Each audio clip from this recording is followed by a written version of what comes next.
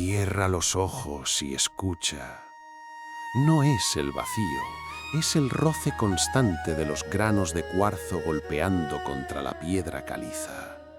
Es el desierto del Gobi, un océano de arena sedienta que devora imperios sin dejar rastro.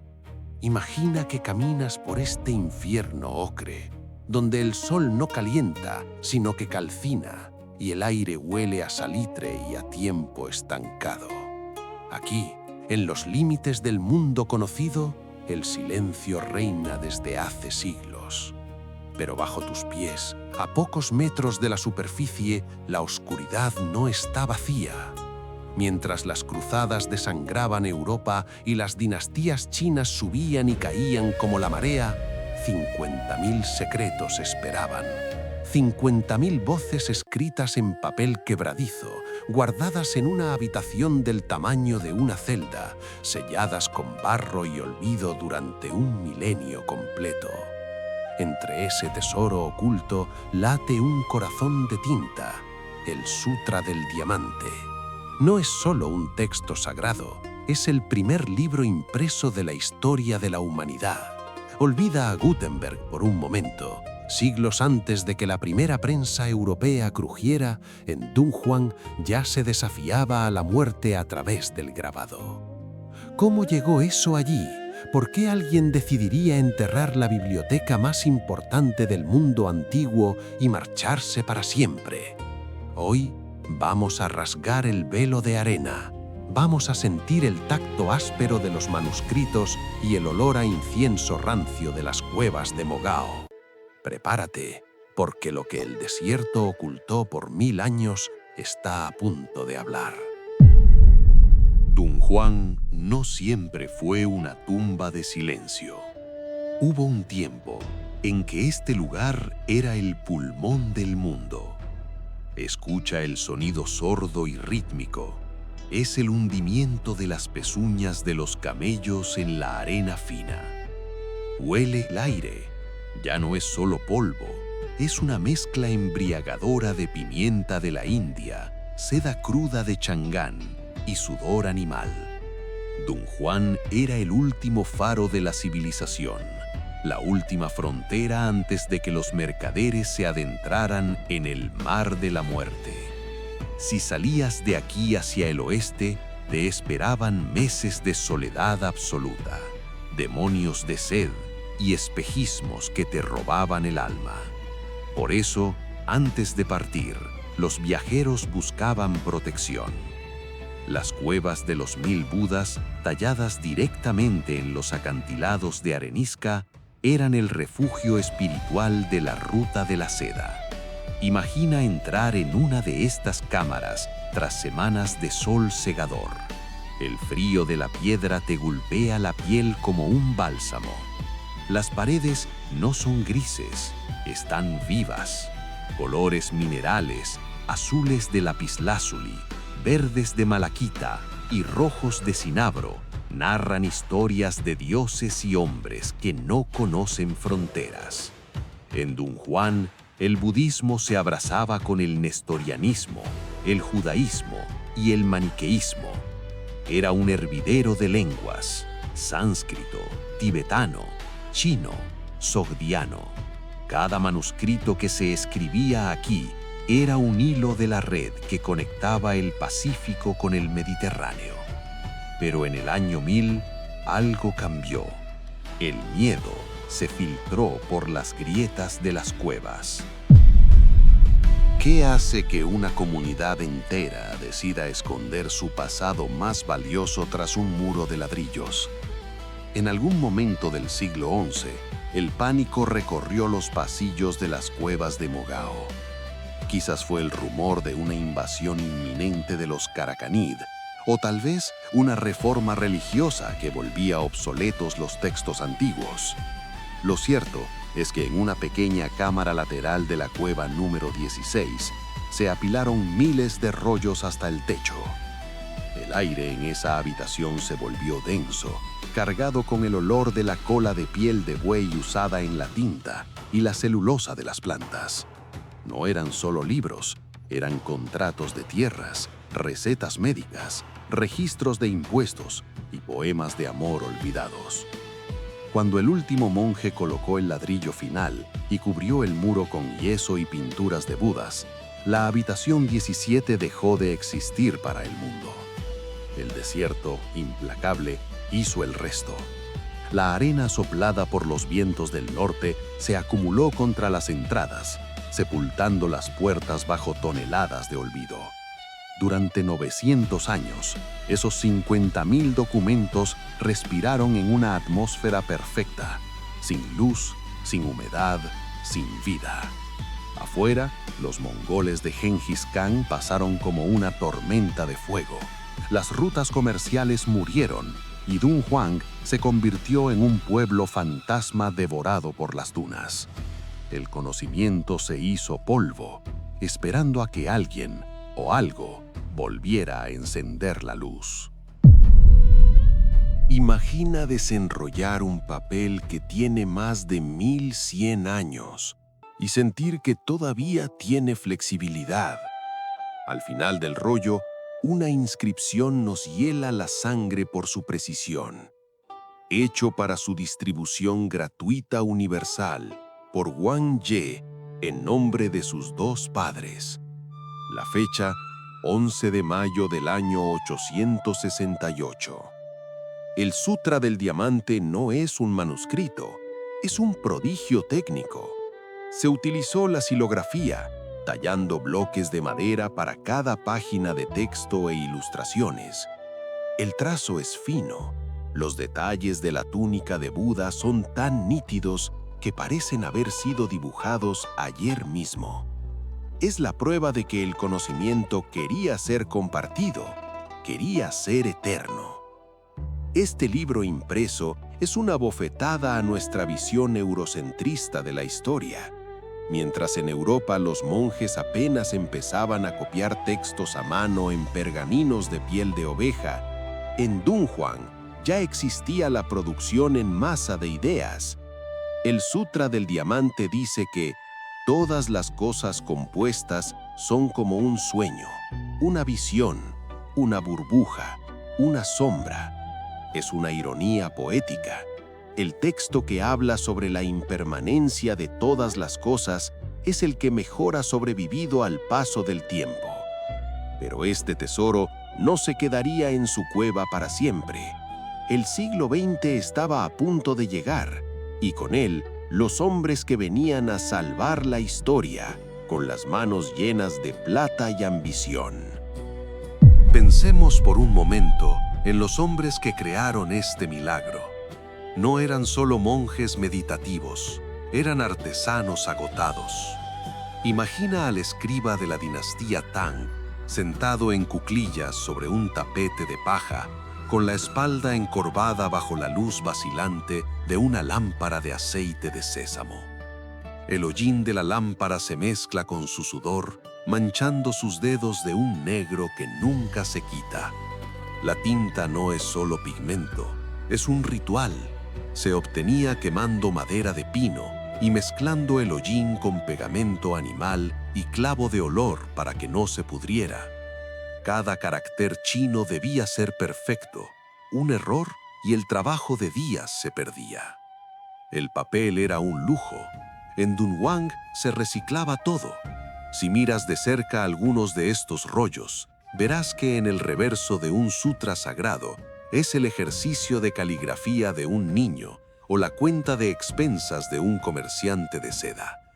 La vida cotidiana y la espiritualidad se entrelazaban en cada fibra de cáñamo y morera. Estos escribas trabajaban en un silencio, roto solo por el crujido del papel y el viento que aullaba en el exterior de la cueva. No sabían que estaban escribiendo para nosotros. No sabían que sus errores, sus manchas de tinta y sus anotaciones al margen serían la única ventana que tendríamos para entender cómo era la vida hace 1000 años. Hacia el año 1300, el corazón de la ruta de la seda dejó de latir. Las rutas marítimas eran más rápidas y menos peligrosas que el viaje por tierra. Dunhuang, el faro, se apagó. Los jardines que rodeaban las cuevas se secaron y el agua de los canales fue reclamada por la arena. Los frescos de los Budas empezaron a descascararse y las estatuas de arcilla perdieron sus colores vibrantes, volviéndose del color de la tierra de la que habían nacido. El sitio se convirtió en un lugar de superstición.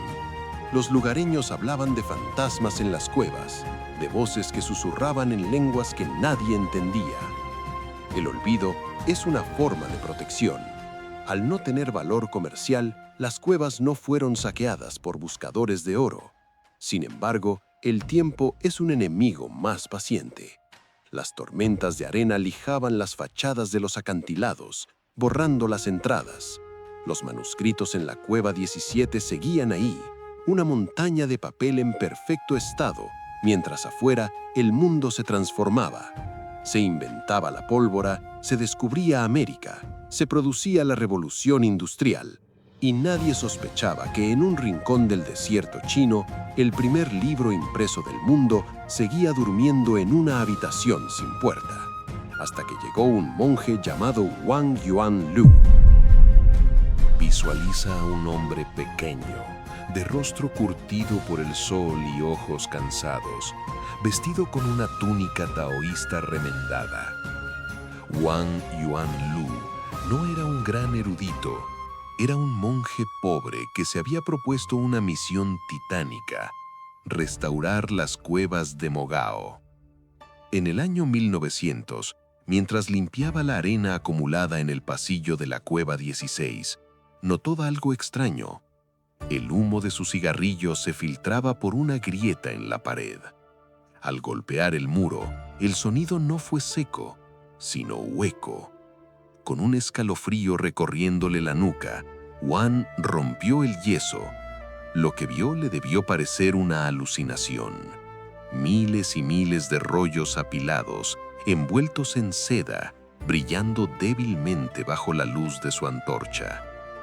Wang Yuanlu sabía que había encontrado algo sagrado, pero no entendía su magnitud histórica. Durante años, intentó avisar a las autoridades locales. Envió muestras de los manuscritos a los gobernadores, pidiendo fondos para proteger el sitio. Nadie le hizo caso. «Es solo papel viejo», decían. Wang, desesperado por conseguir dinero para reparar las estatuas de los Budas que tanto amaba, empezó a regalar algunos rollos a funcionarios visitantes. La noticia del hallazgo empezó a filtrarse, llegando a los oídos de los hombres que estaban redibujando el mapa de la arqueología mundial: los diablos extranjeros. Entra en escena Sir Aurel Stein, un explorador húngaro-británico con una voluntad de hierro y una ética cuestionable. Stein no era un turista, era un cazador de historias. En 1907, tras cruzar el desierto de Taklamakan con sus perros y camellos, llegó a Dunhuang. Cuando vio la biblioteca oculta, su pulso se aceleró. Supo de inmediato que estaba ante el descubrimiento del siglo. Pero había un problema. El monje Wang era extremadamente cauteloso y temía la ira de los dioses y vendía los textos sagrados. Stein, astuto, no usó la fuerza, usó la psicología.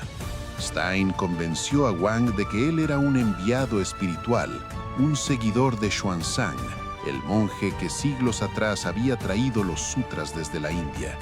Durante noches enteras, bajo la luz de las estrellas del desierto, Stein y su traductor negociaron con el monje. Finalmente, el trato se cerró. Por unas pocas herraduras de plata, una miseria comparada con el valor real, Stein se llevó 24 cajas llenas de manuscritos y 5 cajas de pintura sobre seda. Entre ellas, envuelto y casi olvidado, iba el Sutra del Diamante. Wang Yuanlu creía que salvaba las cuevas con ese dinero. Stein sabía que estaba orquestando uno de los mayores traslados de patrimonio de la historia. Lo que siguió fue una carrera frenética. Tras Stein llegaron otros.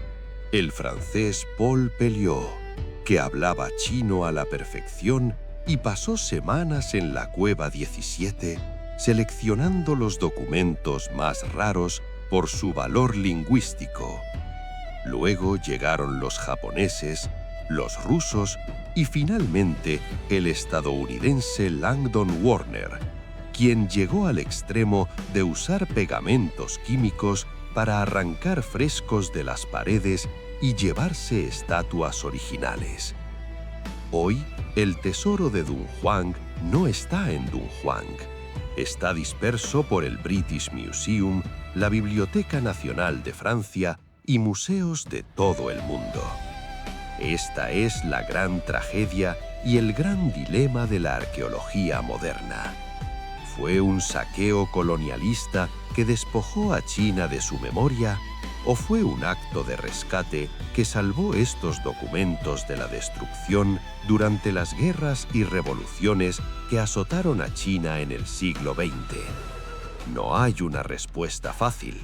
Lo que sí sabemos es que el tacto de esos papeles que sobrevivieron al Gobi ahora se preserva en vitrinas climatizadas en Londres o París. El desierto perdió su secreto, pero el mundo recuperó una parte olvidada de su alma. La habitación 17 está hoy vacía, pero su eco resuena en cada biblioteca del planeta. Caminamos hoy por las cuevas de Mogao y el ambiente es distinto. Hay turistas, hay guías con linternas LED, hay una lucha constante contra el dióxido de carbono que exhalamos y que daña las pinturas. Pero si te alejas un poco del grupo, si caminas hacia donde el acantilado se pierde en las dunas, todavía puedes sentirlo. El viento sigue trayendo el olor a arena quemada. El sol sigue proyectando sombras largas y dramáticas sobre la arenisca. Dunhuang nos recuerda que nada es permanente, tal como decía el Sutra del Diamante, pero que el esfuerzo humano por dejar una huella es infinito. Aquellos escribas de la dinastía Tang, el monje Wang con su muro de ladrillos y los exploradores que cruzaron desiertos imposibles, todos estaban unidos por la misma obsesión: que el conocimiento no se convierta en polvo. La próxima vez que tengas un libro en tus manos, recuerda que su linaje no empezó en una imprenta moderna, sino en una cueva oscura en el borde del mundo, donde un hombre llamado Wang Ye imprimió un sutra para honrar a sus padres. Somos lo que recordamos. Y gracias a que el desierto ocultó este tesoro por 1000 años, hoy sabemos que nuestra historia es mucho más antigua, más conectada y más brillante de lo que jamás nos atrevimos a soñar. El silencio de Dunhuang ha terminado y su mensaje todavía está siendo escrito en la arena.